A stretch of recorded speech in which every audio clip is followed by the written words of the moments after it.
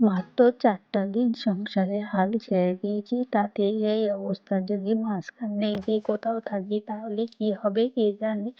তো চলুন বন্ধুরা, তোমরা সবাই কেমন আছো? আশা করি তোমরা সবাই ভালো ও সুস্থ আছো। আমিও বেশ ভালো আছি। সবাইকে মর্নিং জানিয়ে আজকে ব্লগটা শুরু করছি, আর আশা করছি আজকে ব্লগটা আমাদের ভালো লাগবে। আমাকে দেখে আবার হাসাহাসি করো না তোমরা। জানো তো প্রচণ্ড দাঁতে ব্যথা, তার জন্য এখানে ওই রুমাল টুপিটা বেঁধেছি। আর বেশ এখন ঠান্ডা ঠান্ডা ভাবটা আছে। এই যে বৃষ্টি হলো কিছুদিন আগে, তার জন্য। আর আমার তো সমস্ত সোয়েটার চাদর সব ঢুকিয়ে দিয়েছি, আর একটাই ছিল, ওর সোয়েটারটা ছিল, তাই বাইরে যেহেতু যেটা ছিল সেটাই পরে নিয়েছি। কি আর করা যাবে, আবার বার করবো? কেচে রেখে দিয়েছি গুছিয়ে পরে, আর মনে হচ্ছে না যে আরো বার করি। আর কানে এটা বাঁধলে অনেকটা কিন্তু আমার দাঁতটা মানে আরাম লাগছে। তা কি আর করবো, ওটা তো আর বেঁধে রেখে তো কাজ হবে না, তাই খুলে দিলাম। আর ওইদিকে বিছানার চাদরটাকে আমি চেঞ্জ করে নিলাম, বিছানাটাকে ভালোভাবে ঝেড়ে বেঁধে দিলাম। আর এই যে দেখো, 2 বালতি জামা কাপড় ভিজিয়ে নিয়েছি।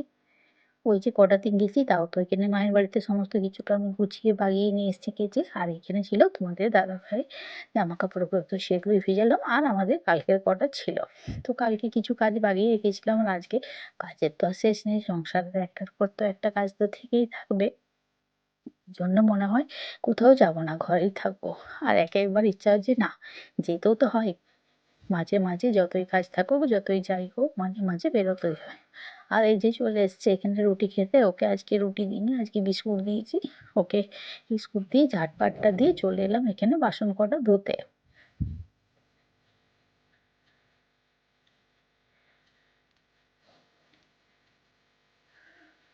তো কটা বাসন ধুয়েছিলাম রাত্রেবেলায়, আর কটা ছিল, তো কড়াইটা রেখে দিয়েছিলাম। ভাবলাম কড়াইটা সকালবেলা বেশ ভালোভাবে মাজবো।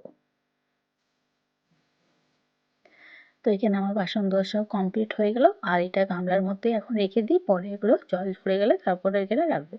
আর এখানে দেখো একটা জিনিস আমি তোমাদের সাথে শেয়ার করছি, এটা হচ্ছে আমাদের এখানে নিয়ম। তো এখানে যখন বাচ্চা হলে যখন 21 হয়, মানে 21 দিন যখন হয়, তখন কিন্তু আমাদের বাড়িতে এখানে তেল হলুদ দেয়। আর ওই যে যাকে দেখলে বাচ্চা নিয়ে বসে আছে, ওইটি হলো আমাদের ননদ।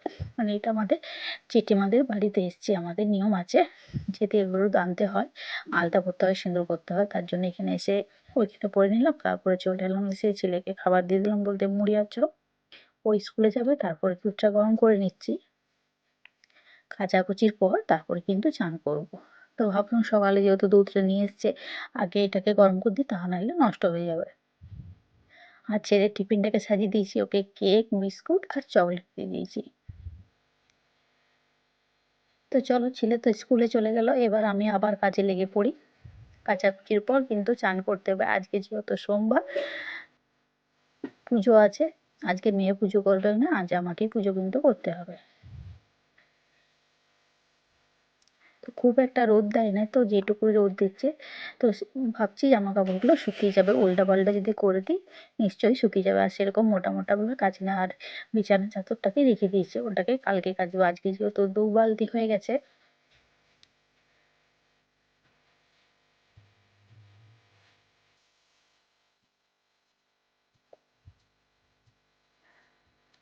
তো এদিক ওদিক করে সমস্তটা মেনে দিল।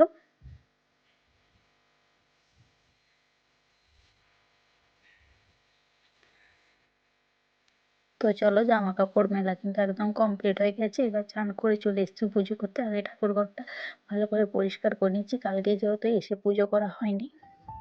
তো আজকে একটু ভালোভাবে গোটাটা পরিষ্কার করে মাজা ধোয়া করে নিই বাসনগুলোকে।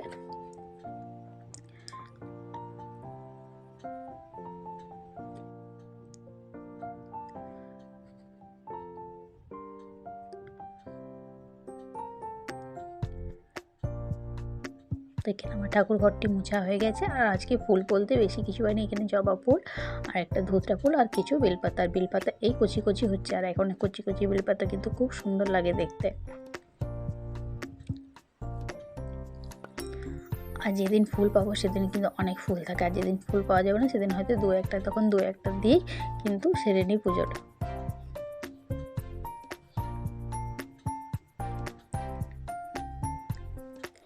তো পুজোর সাথে সাথে তোমাদের সাথে আমি আরেকটা জিনিসও শেয়ার করব। তো আগে পুজোটা হয়ে যাক। আর এখানে দেখো আমার কিন্তু পুজো হয়ে গেছে। তো চলো তোমাদের দেখাই কী কাজ। এটা তো তোমরা জানো কি, এটা হচ্ছে বেলের খোলা। আর এই বেল খোলা দিয়ে আমি কিন্তু বেলমালা তৈরি করব। তো সেটা আমি তোমাদের কালকের ভিডিওতে দেখাবো। তো আজকে এটা আমি ভিজিয়ে রাখবো, আর কালকে যখন আমি বেলমালাগুলি তৈরি করব অবশ্যই তোমাদের সাথে শেয়ার করবো। আর আজকের ব্লগটি যদি তোমাদের ভালো লেগে থাকে অবশ্যই পাশে থেকো। তো চলো আজ এই পর্যন্ত, আবার আসবো কালকে একটি নতুন ভিডিওতে।